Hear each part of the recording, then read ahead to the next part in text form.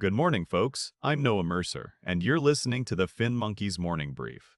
We've got a fresh cup of market insight, and I'm excited to walk you through what's shaping the trading floor today. First up, Kevin Warsh stepped into his first Federal Reserve press conference and signaled a steady-hand approach to inflation, which tells investors the rate outlook will stay calm for now.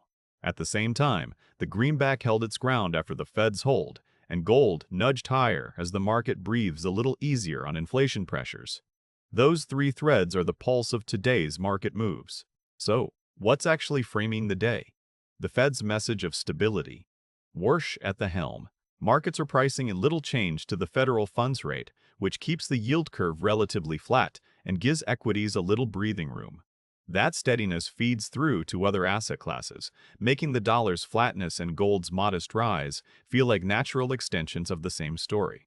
In short, the policy tone is the thread that ties everything together this morning. Turning to how the markets reacted, the dollar stayed flat. Barclays Bank analysts noted that the greenback showed little movement after the Fed's pause, keeping import prices and emerging market debt costs steady.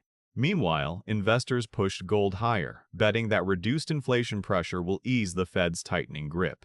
Those moves signal a shift toward risk-on sentiment, with precious metals acting as a barometer for broader market confidence. Looking ahead, the policy calendar is packed. The Federal Reserve, Bank of Japan, and Bank of England all have meetings this week, and their signals will likely drive equity and currency swings.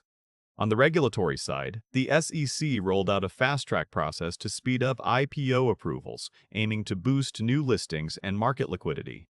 Those developments could add fresh capital to the market and keep the momentum rolling into next week. That's the FinMonkeys Morning Brief for today.